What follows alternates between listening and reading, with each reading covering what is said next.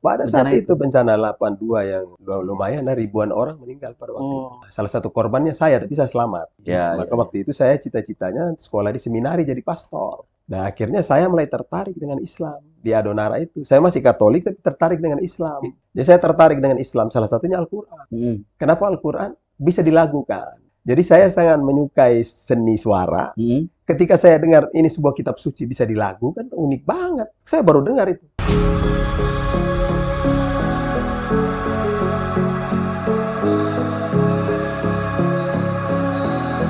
Assalamualaikum warahmatullahi wabarakatuh.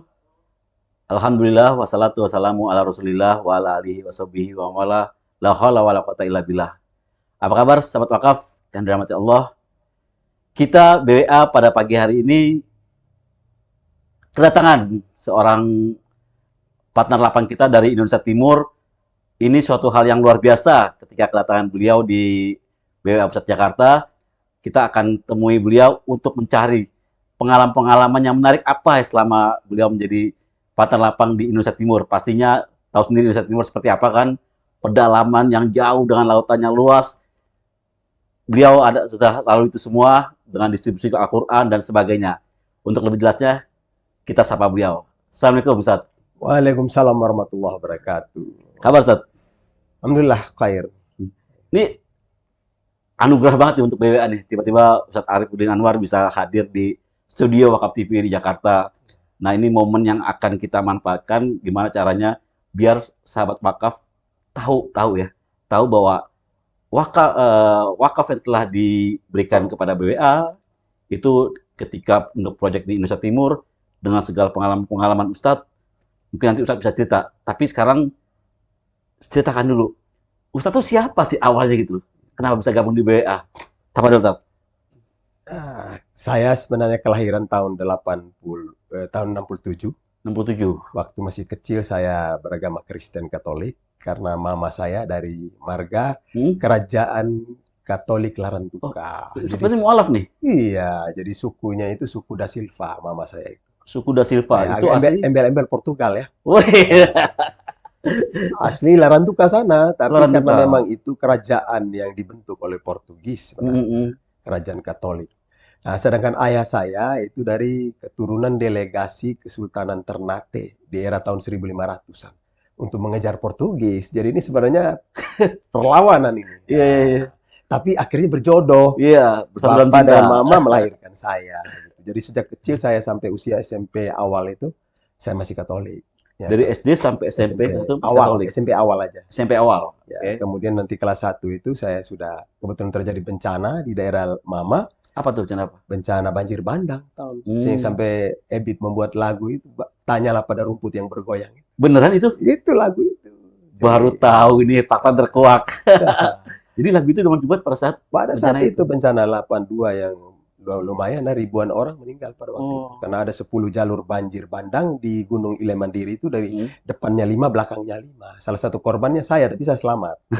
Maka orang tua bapak saya menjemput untuk dengan alasan ngungsi. Nah, di Ya, sanalah ya. saya pertama kali berjumpa dengan keluarga bapak. Yang namanya kita selama ini ditinggal bagi anak yatim, ketika Ya. berjumpa dengan keluarga bapak yang penuh kasih sayang, ya secara psikologi saya maulah ikut. Ya. Enggak, berarti pada saat lahir Bapak udah Ya nggak agak, ada sebenarnya saya enggak, bapak masih hidup, masih tapi hidup. pisah dengan mama gara-gara Oh. mungkin pemahaman keagamaan dan nyampe-nyampe Ya, lah. ya, Memang ya. sudah Islam tapi mungkin tidak sampai-sampai. Ya. Mama kembali lagi ke Katolik. Katolik. Sehingga bawa saya yang masih dalam penyapihan itu. Hmm. Sehingga saya diasuh sampai besar. Bapak saya kan masih segan bertemu dengan keluarga mama. Ya. Akhirnya saya dikristenkan sementara oleh Sementara. keluarga mama. Dengan Hmm. harapan nanti besar baru memilih sendiri. Ya, Maka ya, waktu itu saya cita-citanya sekolah di seminari jadi pastor. Cita-cita yang menjadi pastor. Iya, karena memang waktu itu orang keluarga mama berkehendak seperti itu. Mungkin satu Hmm. sisi supaya saya jangan balik lagi lah. Ya, ya, ya. Tahu-tahu terjadi banjir. Hmm. Bapak menjemput. Nah, saya sudah mulai kritis. SMP kan masa-masa sudah mulai kritis. Ya. Orang dulu kan sekolah itu sudah mulai tinggi lah dulu. Ya, ya, ya. Jarang yang kuliah lah dulu. Hmm. Nah, akhirnya saya mulai tertarik dengan Islam di Adonara itu. Saya masih Katolik tapi tertarik dengan Islam. Dengan keluarganya dari Bapak. Dia keluarga bapak. Dengan bapak juga kan ada Bapak juga. bapak di sana. Oh. Jadi saya tertarik dengan Islam. Salah satunya Al-Quran. Hmm. Kenapa Al-Quran bisa dilakukan? Nah, saya kan penyanyi cilik dulu. biasa nyanyi di gereja, nyanyi di acara-acara Kristen apa gitu. Oh gitu. Iya. Jadi saya sangat menyukai seni suara. Hmm. Ketika saya dengar ini sebuah kitab suci bisa dilagu, kan unik banget. Saya baru dengar itu.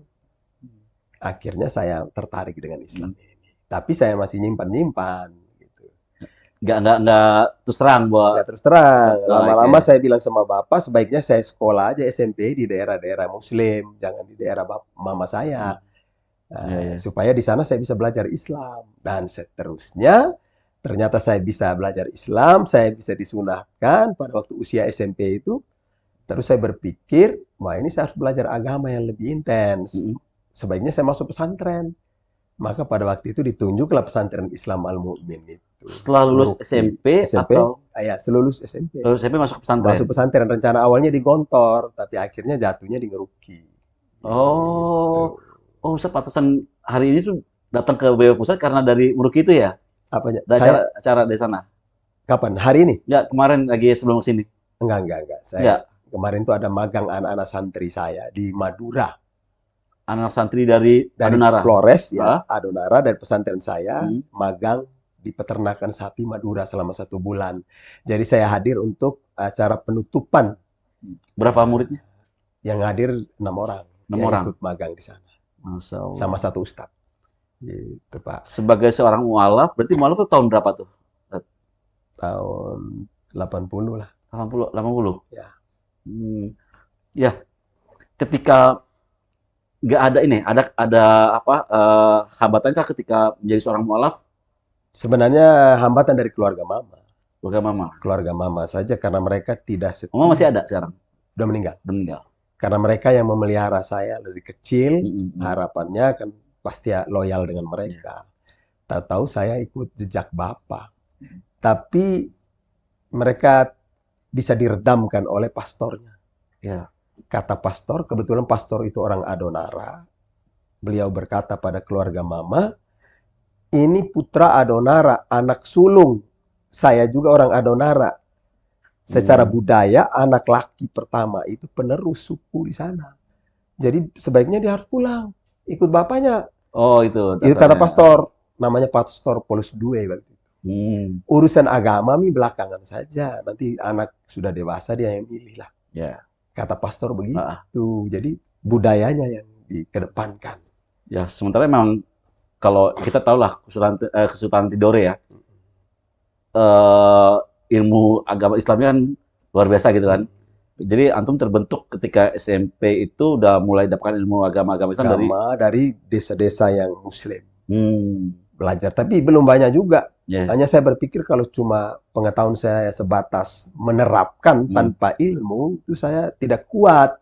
Manakala menghadapi keluarga mama yang notabene tinggal di kota dan dari kalangan intelektual. Sehingga saya berpikir harus sekolah agama. Di pesantren. Waktu itu kan zamannya keren loh pesantren itu. Iya, iya. Jadi saya masuk di Ngeruki. Ngeruki. Itu di kota? Ya, Solo kan. Solo ya? Oh, mungkin Solo. Kan, jadi walaupun di pedesaan tapi Solo, Pak.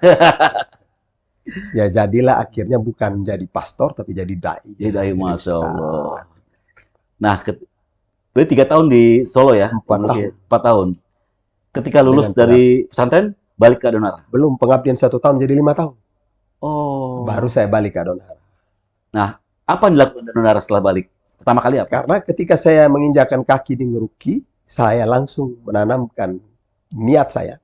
Datang, belajar, pulang mengajarkan umat saya. Masya Allah. Maka saya kembali, mulai dari diri sendiri.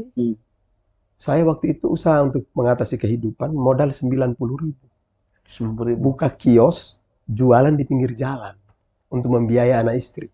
Saya masih ingat seminggu untung bersihnya 7.000 perak.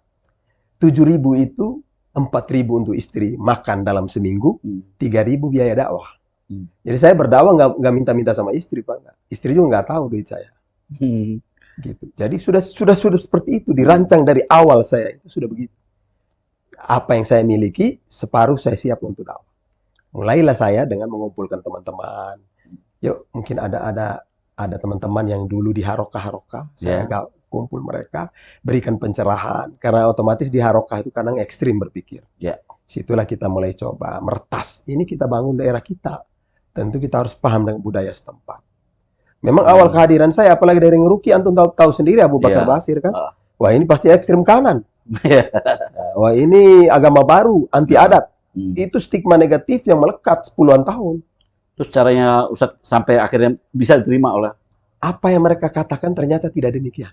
Hmm. Dan saya meretas Ya.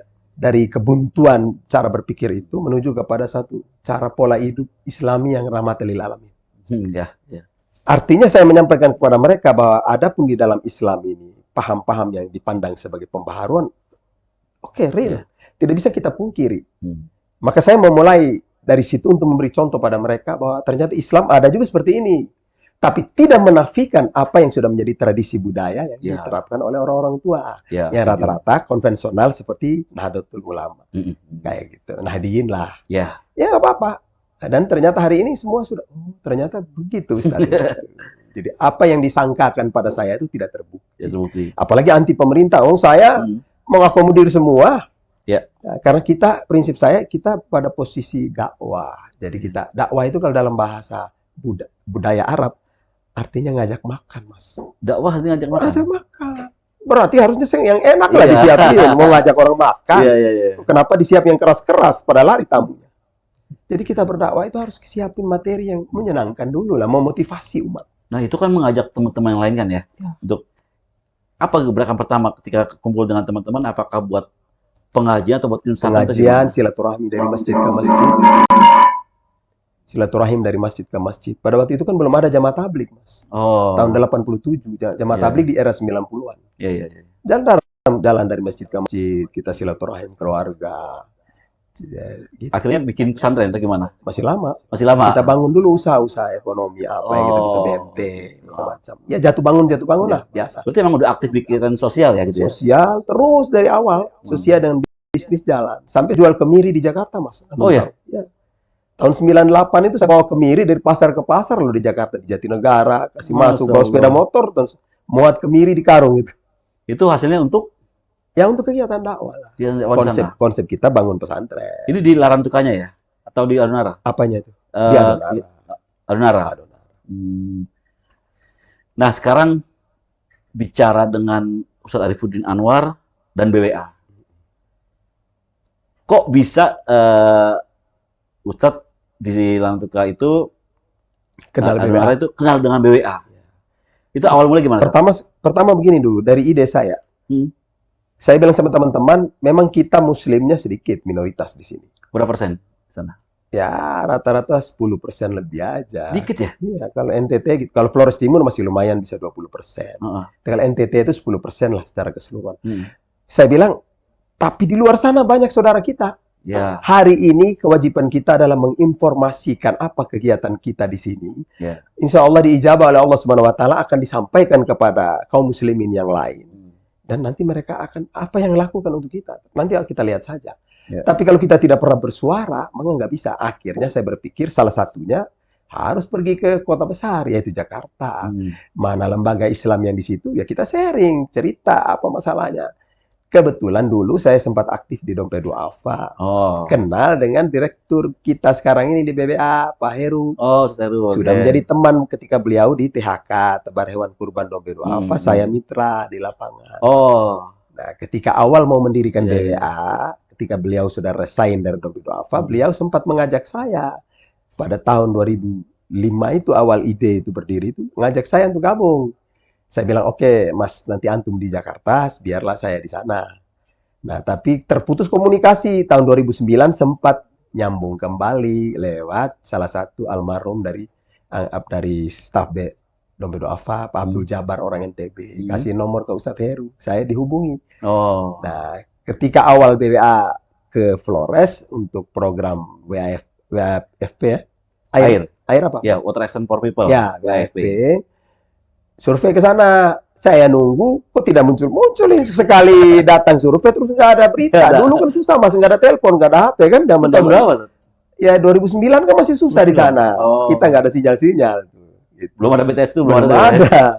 2009 itu belum ada. Semata-mata telepon rumah aja. Ya akhirnya saya datang ke sini di tahun 2010. Mas, gimana itu? Saat itu nggak datang akhirnya? Akhirnya setelah itu 1 tahun kan nggak pernah ada action tuh. Ya. Jadi saya terpaksa ke sini, ke Jakarta. Saya cari nomor lagi Ustadz Heru, dapat. Ya. Mas, saya mau ke Jakarta nih, nanti jumpa di kantor. Nah, awal dari situ ketemu, saya cerita, Mas, saya ada kapal ini. Kapal ini dulunya punya dompet duafa, tapi pecah di Sulawesi. Saya perbaik, selesai hampir 200 juta. Dana saya ya pinjam-pinjam lah dana itu. Antum punya kapal. Ya, kapal itu kan tadinya dompet duafa kan. Oh gitu. Nah, untuk kita operasi di sana, terus pecah itu kapal karena kecelakaan. Ya. Saya perbaik, habis uang 170 juta lebih waktu itu. Minta ke dompet duafa untuk ganti, tapi mungkin rapat manajemennya memutuskan pemutihan aja. Serahkan aja ke antum Ustadz. Silakan dikelola mau untuk bantu pesantren ke apa. Jadi akhirnya saya kelola. Saya bilang ini repot juga Ustadz ini kelola ini. Gimana kita bisa bikin program apa? Muncullah ide Ustadz Heru karena sudah pernah ada kapal satu kan, BBA 1 yang Ustadz Fadlan. Iya. Wah langsung dia, wah ini kita jadikan kapal kedua. Bikin aja kapal dakwah NTT. Ya berarti saya juga berwakaf di dalam ini. Iyalah. Iya, yang tadi sudah serahkan ke saya keluar duit sekian, ya udah kita ke wakaf. Jadi saya juga bikin kapal lah. Tambah dengan BWA juga, melengkapi lagi dengan ini segala macam, jadilah kapal ini. Nah giliran kita operasi di NTT, tujuan awal kan untuk menampung ikan itu. Tapi kan namanya perubahan bisnis ini kan selalu berubah terus kan. Wah, ini kan kapal dakwah, enggak semestinya cuma hanya mencari ikan. Pemahaman kapal dakwah nelayan itu lebih luas, paham. Bisa jadi sebagai kapal pembina, untuk memantau apa segala macam. Kita bikin program selanjutnya. Saya bilang, Mas, ini kita bikin aja program dakwah keliling. Saya dari pulau ke pulau ini pakai kapal. Sekalian kita antar Al-Quran. Cocok.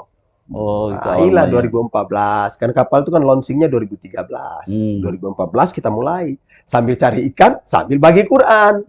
Awalnya cuma 1.000 Quran. Keliling ke pulau-pulau itu. Di sekitaran NTT aja? NTT sampai ke Sulawesi Selatan. Kepulauan-kepulauan kita jangkau. Sampai ke di daerah Sulawesi Tenggara. Dulu Sulawesi, Maluku Tenggara. Dulu, sekarang Maluku Barat Daya. Sampai. Cari dengan kapal itu bawa. Sambil bawa Quran. Dan sampai saat ini kapalnya masih ada? Masih ada sampai saat ini. Jadi para wakif yang mewakafkan kapal itu sejak 2010 sampai 2022 ini sudah 12 tahun. Luar biasa ya. Berarti mudah-mudahan para wakif kapal ini mendapatkan pahala yang luar biasa. Mungkin ada yang sudah syahid juga ya. Dikubur, semoga mendapatkan kelonggaran dengan akibat asbab pahala wakaf kapal. Amin. Nah, dari pengalaman dari mulai distribusi Al-Quran ya, Al-Quran wakaf itu menggunakan kapal ya, kapal dakwah NTT yang berarti yang kedua ya, kapal dakwah BWA yang kedua ya. Total udah berapa yang telah didistribusikan? Kurang lebih kalau untuk seluruh Indonesia Timur hampir 700.000 yang dengan kapal itu, Mas. Dengan kapal itu? 700.000. Karena kita menjangkau Sulawesi Tenggara, Sulawesi Selatan, Maluku Utara, udah pernah pergi semua dengan kapal itu. Antum selalu ikut? Ikut, setiap pergi harus saya ikut. Mentornya lah. Karena saya juga berpikir, kan memang saya agak hobi juga di situ, dakwah keliling itu saya punya hobi. Nikmat ya? Nikmat. Memang sudah gitu, setiap kita punya sendiri. Ketemu saudara kita luar biasa. Bisa merasakan apa yang mereka rasakan, dan kita bisa menyampaikan pada orang lain, termasuk para wakif. Gini loh saudara-saudara di sana. Gitu. Kalau penyebaran sendiri, udah tadi kan Indonesia Timur tuh, itu meliputi pulau-pulau apa aja? Wilayah mana aja? Pertama Indonesia NTT secara keseluruhan. Kemudian Sulawesi bagian selatan. Sulawesi bagian selatan itu meliputi Sulawesi Selatan bagian selatan dan Sulawesi Tenggara secara keseluruhan. Sulawesi Tenggara seluruhnya di pulau. Minus daratan. Nah, daratannya kan Kendari. Ya. Gitu. Kemudian Sulawesi Tengah bagian kepulauan, Banggai semua itu. Sulawesi Tengah dia. Kemudian daerah Taliabu ke sana itu di wilayah Maluku Utara. Datang ke daerah Maluku Tenggaranya sampai di Pulau Kisar, Pulau Wetar. Masya Allah. Dekat dengan Timor Leste. Timor Leste. Ketika pendistribusian, pastinya nggak lancar-lancar aja, namanya juga laut. Pasti ada kendala, ada suka dukanya. Makan minumnya pelaut. Hampir tenggelam kita, Pak. Hampir. Cerita, tenggelam gimana? Hampir tenggelam. Waktu kita ke Taliabu itu kan gelombangnya luar biasa. Nggak bisa apa-apa lagi, nggak bisa masak. Kita kalau di gelombang begitu sehari semalam atau 2 malam tidak bisa masak, tidak makan. Makan apa saja yang ada. Biskuit kan. Pisang. Itu perjalanan ke Tali Abu. Ya, Tat, dalam pendistribusian Al-Quran, pastinya nggak lancar-lancar aja semua, namanya juga di laut kan. Laut kan tahu, kadang gelombangnya, orang sebutnya apa ya, kadang laut lagi teduh, lagi tenang, kadang lagi ombak besar, gelombang besar seperti itu. Antum cerita, adakah pengalaman-pengalaman menarik ketika pendistribusian Al-Quran? Banyak sekali, Mas. Banyak sekali. Yang salah satunya kita nggak bisa makan berhari-hari. Karena gelombangnya dahsyat, bagaimana mau masak? Kalau masak, tumpah semua itu. Tapi kompor ada Kompor, sebenarnya. pakai kompor ada. Cuma nggak bisa masak. Nggak bisa masak, dia terpaksa makan yang ada aja, misalnya biskuit atau pisang atau apa. Jadi Hmm. selebihnya kita tidur, berzikir, baca doa, baca Quran. Tapi saya bilang sama teman-teman, kita baca Quran aja, ngaji. Insya Allah tendang, teduh ini. Benar. Sekian jam lagi teduh, walaupun nanti gelombang lagi. Berarti antum tuh menemani tim BWA. Tim BWA maupun tim saya. Kan Oh, di situ kan ABK-nya ada. ABK-nya dari santri-santri iya, juga. iya, iya. Nah, kami kan langsung distribusi karena kami inginkan Al-Quran tuh dipastikan sampai ke rumah-rumah. Jadi kita datang ke desa, siapa penanggung jawab di situ, sama-sama bagi. Itu senang banget lah. Jadi nggak sekadar kita nitip, tapi kita tahu pasti bahwa Al-Quran ini sampai ke Sampai. rumah-rumah kaum muslim. Itu yang Masya kita Allah. target sendiri ke dalam. Ya. Jadi agak ekstra bekerja lah. Ya. Nah, gitu. Mungkin oleh BWA cuma pikir kita sampai di sini aja, tapi Hmm. oleh kami nggak. Kita sampai di umpamanya kabupaten ini, kami harus pastikan ini antar ke desa ini, RT ini atau apa, terus Sampai ke sampai penerimanya. ke penerimanya. Maunya kita begitu. Masya Allah. Karena Nah, itu nikmat. iya. Pengalaman lain misalnya gini. Perjalanan dari mana ke mana yang makan waktu paling terlama dan paling ekstrim? Itu ke Tali Abu itu, Pak. Dari Dari Wakatobi Wakatobi ke Tali ke Abu. Tali Abu 36 jam. 36 jam. 36 jam itu besoknya kami dengar ada kapal yang pecah. Pada hari yang sama. Kapal orang lain. Kapal orang lain pecah. Dalam pelayaran yang sama. Tapi kan kita nggak jumpa. Merinding saya. Merinding juga. Woi, beruntung pecahnya mereka bukan kita. Karena Iya. karena semalam kan, kemarin kan kami yang merasakan itu. Berarti sama-sama merasakan kerasnya, dahsyatnya gelombang. 36 jam. 36 jam. Bawa berapa ribu Al-Quran lagi itu? Waktu itu kita masih ada 10.000 Al-Quran. 10.000 Al-Quran. Ke Tapi Tali emang Abu. kebutuhan Al-Quran di luar, di pedalaman itu emang ini Tat ya? Jarang Al-Quran apa gimana Tat? Sudah pasti jarang. Masih jarang. Dulu kan kebanyakan daerah kami berharap dari Departemen Agama. Ya. Itu pun paling-paling cuma untuk kasih guru ngaji, kasih masjid cuma barang 2, 3, atau 5, 10 lah paling banyak. Ya, ya, ya. Nah, kapan setiap kepala keluarga bisa dapat Al-Quran? Ini yang membuat saya berpikir, harus kita cari vendor ini. Yang bisa mewakafkan Al-Quran untuk kita distribusi ke masyarakat. Bagaimana kita menganjurkan mereka baca Quran, Quran aja nggak punya. Ya. Ya memang kita bertanya, apakah orang di sana nggak bisa beli Al-Quran? Bukan masalah beli, Mas. Beli sih pasti bisa lah masa Cuma orang. nggak ada. Cuma beli di mana? Iya. Apalagi daerah macam tempat saya mayoritas Kristen, itu carinya juga susah, Pak. Orang-orang di kepulauan kan kalau hanya pergi kota cari Quran saja bingung juga dia carinya di mana. Ini kan bukan kayak beras, ada setiap toko.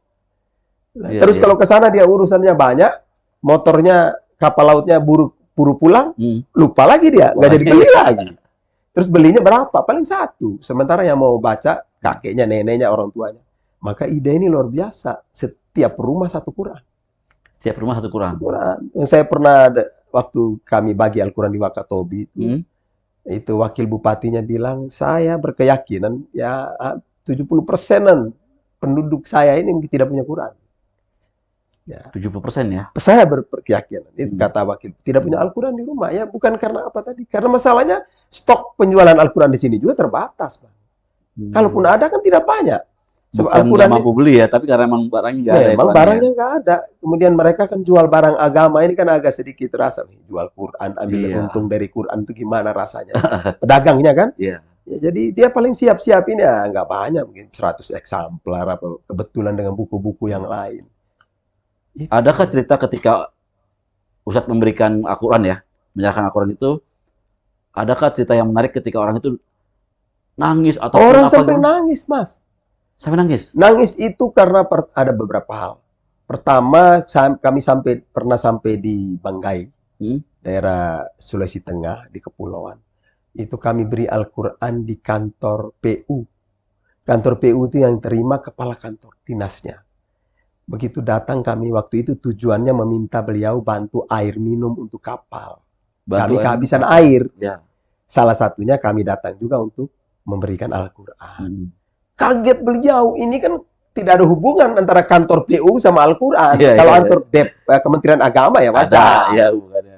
Terus tanya yang ngantar orang NTT, betapa jauhnya di sana, mau berbuat, membawa Al-Quran untuk orang Banggai. Sampai dia bilang, ini ustadznya yang mana? Kata Pak Kapten, ada di kapal. Dia sampai menangis, terharu. Dia bilang apa? Saya sepanjang hidup saya sebagai seorang muslim dan jadi pejabat, ini saya belum bisa buat seperti ini. Pahala saya seberapa ini? Padahal kemampuan materi mungkin saya punya. Iya. Antum semua orang-orang ini, mungkin hidupnya seperti apa saya nggak tahu. Mau berbuat dari jauh bisa antarkan Al-Quran ke sini. Bertepatan dengan saya sedang membuat satu rencana di kantor ini, setiap hari sebelum kita mulai aktivitas, seluruh personil harus baca Quran. Tahu-tahu datang Quran. Kan kalau kita suruh kan pasti dia tanya, bos Qurannya mana? Iya. Hari ini kasih saya semua untuk personil saya dapat Quran ini. Jadi Quran ini akan saya taruh di setiap kepala seksi punya kantor, di ruangan, sehingga saya mewajibkan sebelum kita mau mulai kegiatan kantor dimulai dengan baca Quran. Itu yang membuat dia peluk kami menangis, dia rasa terharu. Terharunya bahwa sudah seusia saya ini, saya belum banyak berbuat untuk Islam. Dengan adanya ini ya mudah-mudahan merangsang saya, memotivasi saya untuk. Wah, itu pengalaman luar biasa. Kepala Dinas PU di Banggai. Di Banggai.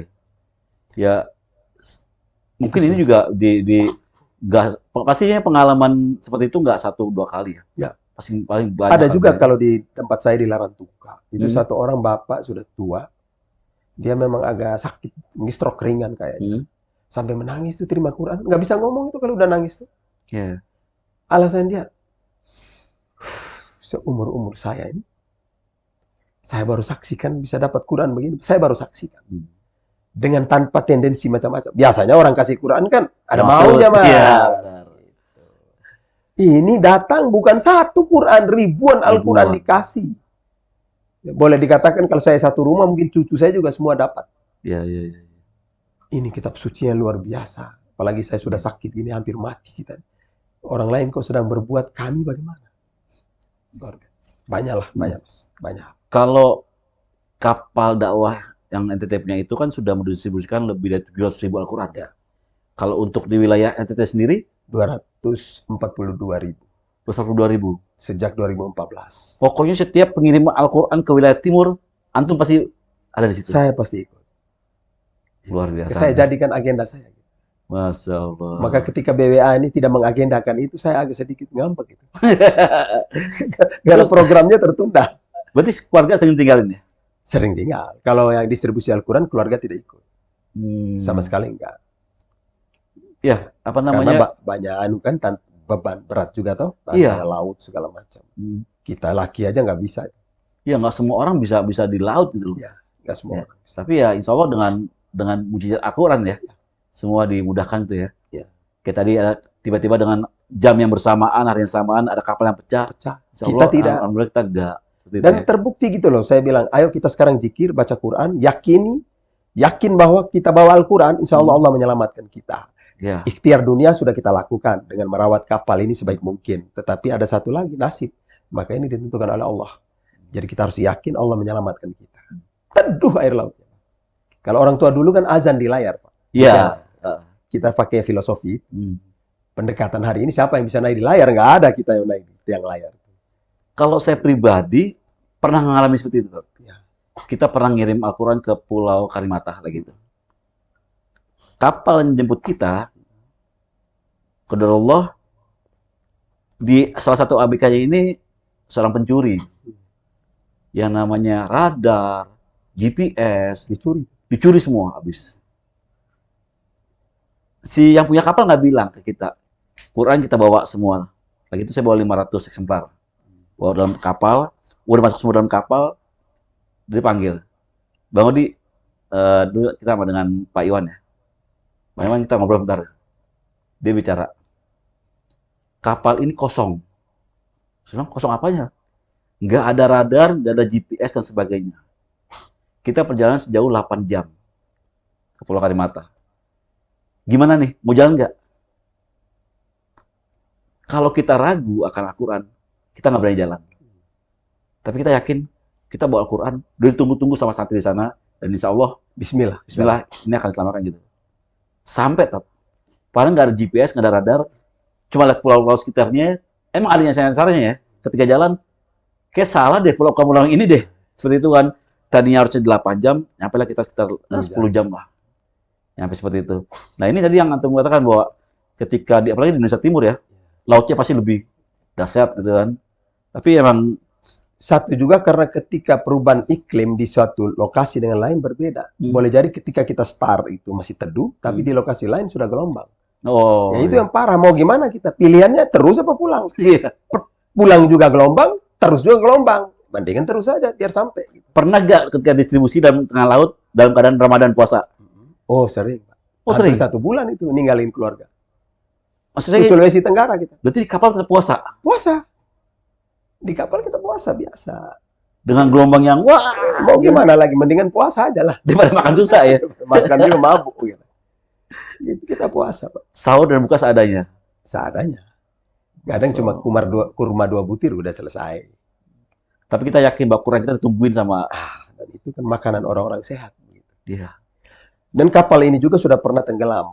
Ketika kita lagi persiapan untuk road trip. Sebentar, tenggelam dalam arti Ya. benar-benar ke dalam? Dalam laut. Ada awaknya? Bagaimana? Nah, waktu di Dermaga. Oh, Dermaga. Di pelabuhan, bukan Dermaga. Di Oh. Pelabuhan Sagu. Kan kita udah persiapan itu. Rencana 3 hari lagi berangkat ini. Mau keluar Distribusi. ke distribusi kita. Tahu-tahu mungkin ada kokernya istilahnya. Terbuka di belakang. Dia punya baling-baling tuh ada yang terbuka. Air masuk kita nggak tahu semalam. Oh, Kita di darat semua. Kebetulan ada hajatan di darat. iya. Oh, jam 2 atau 3 malam sudah nggak kelihatan kapal. Tahu-tahu udah tenggelam itu. Siapa yang Tapi pertama kali tahu kapal nggak ada? pagi jam 6. Makanya malam jam 3 tuh nggak kelihatan. Tapi kita belum curiga. Pikir jangan sampai Kabut. kabut. Ah, Tahu-tahu pagi jam 6 ada yang teriak, Ustaz, Bapak Ibrahim ini turun dulu nih kapal armada tidak ada nih. Lihat ke sana padahal kayak onggol-onggol, kayak buaya di atas. Alhamdulillah masih di permukaan. Tapi sudah tenggelam, udah terbanting. Karena dalamnya ada tangki minyak, itu yang membuat Ngangkat, pelampung maksudnya masih gitu. ngangkat. Udah kita pakai Scotch Speed 2 biji, tarik sampai ke darat. Alhamdulillah 4 hari sudah bisa berdiri. 4 hari. Mandi kita di laut, apa, sehari-hari kerja itu. Sampai kasih berdiri kembali, sudah bagus, kita tata dia. Alhamdulillah sudah bisa jalan. Udah normal lagi. Sudah normal. Udah dipakai untuk distribusi Al-Quran lagi. Sudah langsung selesai itu kita distribusi Al-Quran. Kebetulan juga dengan Ustaz Heru juga. Oh, di sana. Ikut, Pak Direktur ikut kita ke Labuan Bajo. Tapi waktu itu masih kapalnya, ya namanya barusan selesai kecelakaan. Iya. Belum lengkap, AC-nya rusak, mesin bensinnya rusak, macam-macam lah. Tapi tetap berlayar, tetap jalan. Berlayar. GPS-nya rusak, nggak pakai GPS juga. Sama. Sama, nggak pakai jalani. Udah Bismillah saja pakai seadanya aja. Semua rusak kan, terendam air laut, nggak bisa pakai lagi. Semua sistem elektrik di dalam rusak semua. Semua. Antum bayangkan berapa banyak, sekian puluhan juta itu kita Iya. korban. Kita hampir ratusan juta juga selesai. Setelah 242.000 Al-Quran ke NTT, kedepannya akan ada distribusi lagi atau gimana? Ya, NTT ini kan sudah mau 2 tahun ini, kan kita tidak bikin proyek lagi itu. Ya tentu saya berpikir ini sudah banyak Al-Quran juga yang rusak. Ya. Kan Al-Quran ini kalau sudah lancar dibaca itu kan cepat, dia juga tercopot kiri Ya, ya. kanan lain sebagainya. Kita harus bikin proyek lagi nih. Dan ada beberapa daerah yang belum kita jangkau itu. Tapi saya lagi berpikir, wah ini harus bikin lebih bagus lagi, lebih besar lagi ke depannya ini. Al-Quran harus lebih banyak lagi gitu. Rencananya mau di pulau mana? Inilah programnya ini menarik ini Mas. Apa tuh? Namanya NTT Plus Plus. Plus plus. Ya. NTT Plus Plus ya. Kok image-nya kalau plus plus gimana ya? Maksudnya gimana tuh? Artinya, kapal ini kan sesuai dengan pikiran kita dari dulu adalah Indonesia Timur. Kita Ya. kenal Indonesia Timur itu dengan wilayah kepulauan. Ya. Banyak sekali kabupaten dan provinsi kepulauan. Nah, ini cocok dengan kapal ini. Jadi NTT plus plus. Karena plusnya itu pulau-pulau sekitarnya. Walaupun provinsi lain. Oh, Gitu. nggak hanya NTT Nggak hanya aja. NTT. Jadi plus-plusnya itu pulau-pulau Plus-plus lain. Pulau-pulau lain. Contoh misalnya ke Sulawesi Selatan bagian selatan. Ke Sulawesi Tenggara bagian selatan. Yang dekat dengan NTT. Terus ke Maluku Tenggara atau Maluku Barat Daya yang dekat Ya. dengan perbatasan NTT. Mungkin juga bisa ke Timor Leste, Pak. Hmm. Itulah plus-plusnya. NTT plus-plus. Saya masih tertarik karena NTT ini ternyata para wakif tertarik banget itu. Cepat sekali itu Ya, terkumpulnya itu NTT. fondasinya ya. Kemarin tuh kan project kayak BWA yang 2018, 19 itu 100.000 ya, 2020 itu. 100.000 terkumpul cepat sekali 110.000, Bang. Sudah close, masih ada yang nambah. Jadi berarti wakifnya luar biasa ini. Ini kita bikin NTT plus, rencana 150.000. Jadi nama proyeknya NTT plus. Jadi bisa 150.000 Al-Quran. Masya Allah. Ternyata plus-plus itu positif ya untuk ini ya. Harus positif. Nah, mungkin di NTT-nya distribusinya diutamakan wilayah selatan, Mas, perbatasan Australia. Jadi kita ambil di Pulau Sumba, Pulau Rote yang kemarin, Pulau Pasir yang permasalahkan Australia itu. Ya. Kemudian datang ke Pulau Sabu, Raijua, Rote, terus kita menyusur terus ke arah timur. Ya, syukur kalau bisa masuk Timor Leste, rencana kita kasih masuk di Timor Leste. Karena ada Masjid An-Nur itu di Delhi. Oh, di saya udah pernah pergi waktu masih sebelum merdeka. Masih wilayah Indonesia? Masih Indonesia, saya pernah pergi ke sana. Oh. Itu masuk. Nah, kemarin ada yang mau siap Ustadz, kalau memang datang kami jemput di perbatasan. Kalau Timor Leste itu Muslim lumayan banyak apa gimana? Lumayan. Oh. Ya kita perlu kasih, karena Ya, dia juga orang Timor sana. Ya. Nah, kemudian mungkin dari situ kita menyusur terus ke Maluku Barat Daya, seperti Pulau Kisar, Pulau Wetar, dan pulau-pulau sekitar sampai Samulaki. Nikmat banget ya hidup antum ya. Tapi gelombangnya luar biasa. Ya, tapi luar biasa. Kebayang, ya Allah, nggak semua orang bisa punya kesempatan kayak antum. Ya, begitu. Itu kita sadari. Jadi, ya nikmat banget. Saya pun yang di BWA 2 tahun ini sama ya. Keliling-keliling seperti itu juga. Cuma memang kalau wilayah timur memang punya pengalaman tersendiri lah. Di mana kepulauan, ombak tinggi dan sebagainya gitu. Kalau tadi kita bicara Ustadz Arifudin itu membantu distribusi Al-Quran di wilayah timur Indonesia. Selain Al-Quran, proyek lain apa Tat? Yang antum pegang juga? Karena saya lebih cenderung ke hal-hal sosial ya. Jadi kita tidak semata-mata dakwah dengan Quran. Kita perlu menyelesaikan juga kasus-kasus kehidupan masyarakat. Karena masyarakat itu dengan adanya seperti ini, insya Allah jadi asbab hidayah. Ya, antara lain misalnya program air bersih. Air bersih. Karena saya ini dakwah dari dulu kan dari pulau ke pulau saya dulu. Sampai ke Timor Leste, pergi. Saya cerita antum tadi kan dulu sebelum merdeka tahun 97 kan saya sudah ke Timor Leste, 96. Nah, jadi daerah Timor ini daerah yang pedalaman yang susah sekali air. Memang sungainya gede, tapi kan jauh dari perkampungan. Oh. Dan sungainya lebih banyak juga gedenya di musim hujan. Kalau musim kemarau airnya habis, air kering. Nah, itu daerah-daerah itu banyak sekali. Alhamdulillah ketika saya mengusulkan proyek Mauleum itu cepat sekali itu. Nah, alhamdulillah lagi berikut sudah Ekam, sekarang lagi Tunion ini hampir selesai juga, saya lihat full funded itu. Dan mudah-mudahan ada yang mau berwakaf cepat ya ayo. Karena ini kita rebut pahala ini. Artinya kita rebut lah ini momen ini. Nah, mungkin nanti berikut akan dibikin lagi rencana kita ada proyek air bersih di Boleng, di daerah Flores dekat Labuan Bajo. Kami sudah ke sana juga dengan Ustadz Heru kemarin. Yang sudah dimanfaatkan itu yang di proyek yang di Di Ekam sama di Mauleum. Nah, di Ekam itu sebagian besarnya Muslim sana gimana? Muslim di situ sekitar 2.000 jiwa Muslim.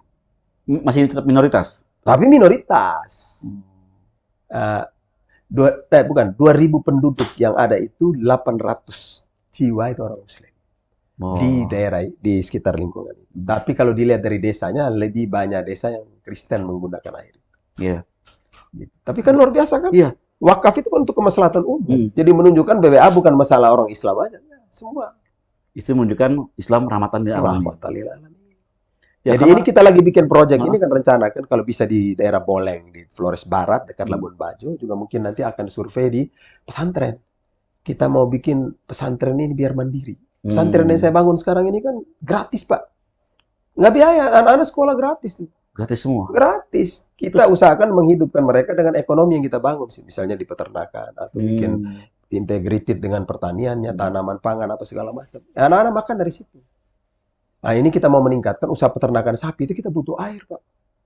Maka harus dibikin air. Ini saya lagi mengusulkan BWA, kalau bisa 2023 ini bikin program sumur bor di pesantren untuk meningkatkan kesejahteraan dan menuju ke kemandirian pesantren. Masya Allah. Nah, ini saya lagi mengusulkan. Mudah-mudahan sudah. Kalau di Ekam itu jauh dari yang jauh. Kan pulau beda. Kita di Adonara, dia di timur sana, jauh. Itu kita sehari semalam ke sana bersama. Tapi langgar laut juga. Nggak mungkin kan pipanisasi lewat bawah laut. Jadi yang pesantrennya sedang udah berjalan ya pesantrennya ya? Udah berjalan. Alhamdulillah pesantren juga para wakif kemarin kan bantu untuk sarana ibadahnya masjid kita selesaikan. Nah sekarang Wakif BWA. PWA juga Pak. Oh. Sekarang PWA sedang membantu di sarana belajar. Ini kita Hmm. lagi proses pembangunan sekarang. Sudah sampai di pembuatan dak-nya ini. Ini wakaf dari para wakif di BWA. Nah, jadi memang, nah sehingga pengembangan dari pesantren ini kita sekarang mau bikin kampus 2 untuk pengembangan wirausahaan pesantren. Wirausaha pesantren. Nah, Tadi kewirausahaan yang sapi, sapi sehingga kita perlu ada sumur bor. Kita Hmm. sudah punya kandang sapi, rencana mengipelihara sekitar 30 ekor sapi.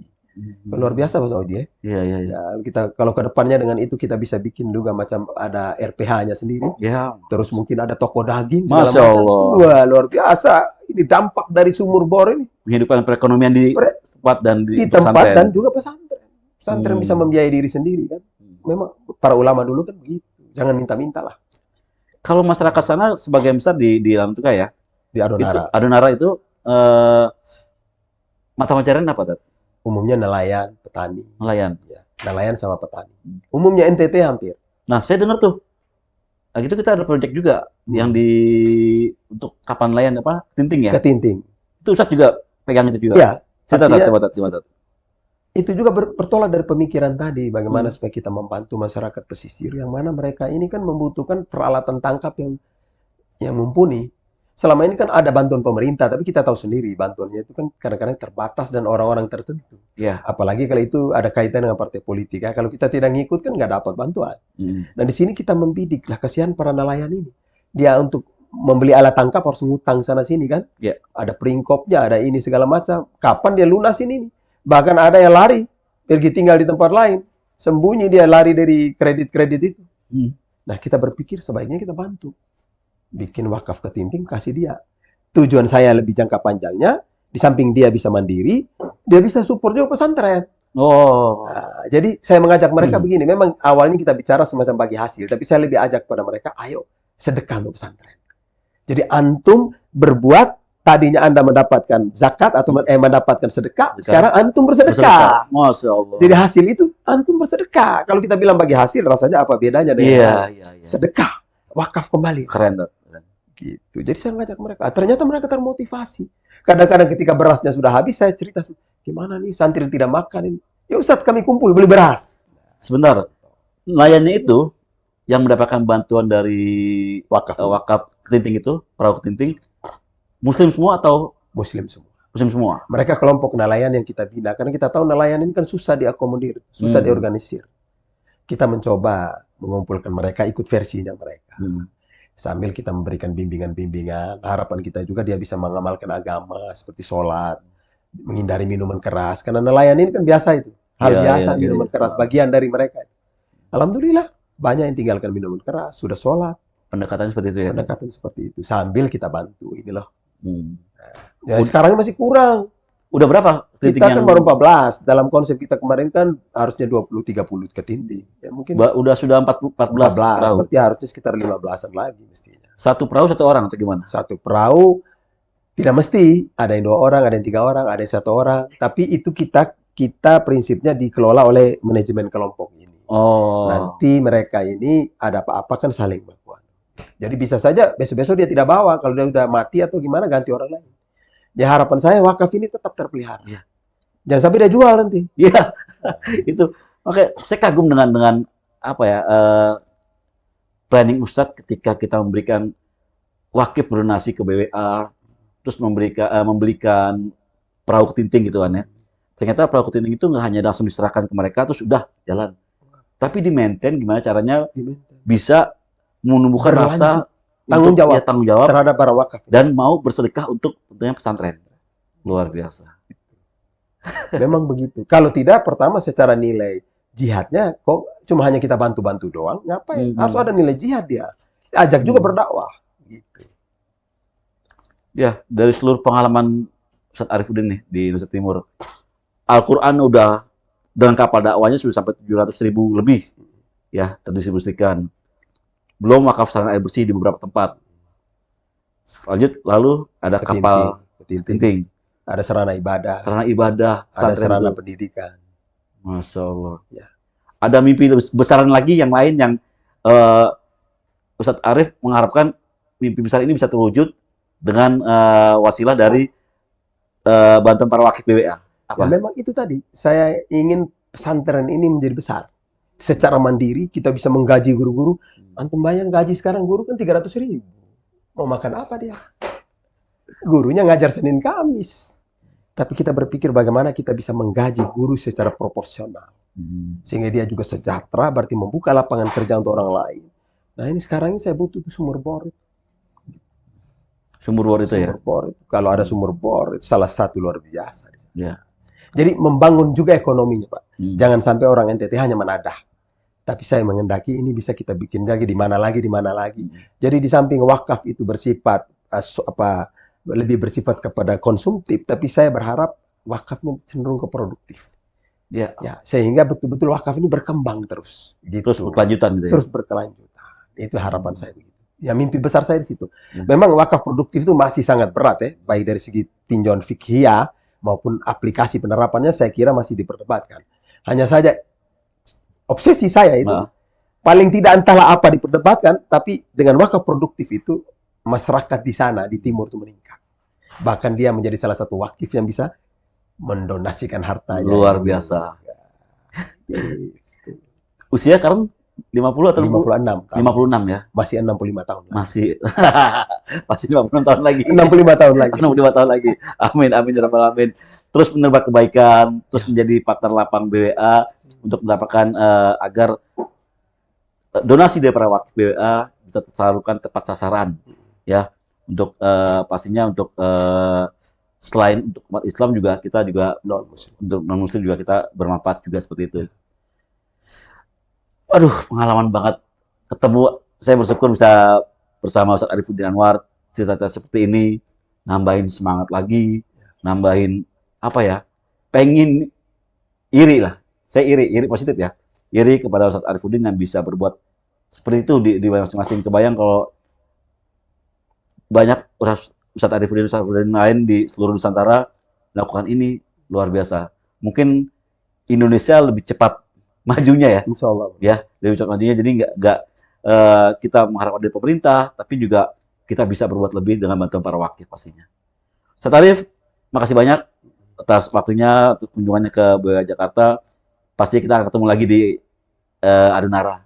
Insya Allah. Ya, mudah-mudahan seluruh proyek-proyek wakaf yang Ustaz Arif coba jalankan di sana bisa berjalan pasti dengan bantuan dari para wakif semua, dan mudah-mudahan kita doakan juga para wakif dapat terus mengalir pahalanya seiring dengan kebermanfaatan. Maka satu pesan, kata kuncinya, gimana? Jadikan wakaf sebagai gaya hidup. Nah, bangun tidur langsung ingat wakaf. Bangun wakaf. Gajian ingat wakaf. Ulang tahun ingat wakaf. Apapun ingat wakaf. Karena dia harus sinergi dengan dunia. Ya. Bangun dunia, bangun akhirat. Bangun akhirat itu wakaf, Pak. Masya Allah. Kalau amal pribadi sih, ya urusan itu kaitan dengan konsekuensi kita beragama. Dan wakaf kan susah, Pak. Iya. Masya Allah. Wakaf itu susah. Baik, Ustaz Arif, terima kasih. Kembali lagi saya ucapkan makasih banyak atas waktunya berkunjung di BWA. Mudah-mudahan kita bisa ketemu lagi ya di kesempatan lain. Insya Allah. Sahabat wakaf yang dirahmati Allah, tadi itu perbincangan saya dengan Ustaz Arifudin Anwar, partner lapang BWA di Indonesia Timur. Kebayang kesibukan beliau, distribusikan Al-Quran sampai 242.000 di NTT dan 700.000 totalnya di Indonesia Timur. Belum lagi wakaf air bersih, Water Action for People di beberapa tempat lokasi, ditambah lagi wakaf produktif perahu ketinting untuk nelayan-nelayan di Adonara, luar biasa. Semoga ini jadi kisah inspiratif kita semua sahabat wakaf, dan saya pribadi juga mengucapkan terima kasih pada Ustaz Arifudin, dan kita ketemu lagi di waktu yang lain.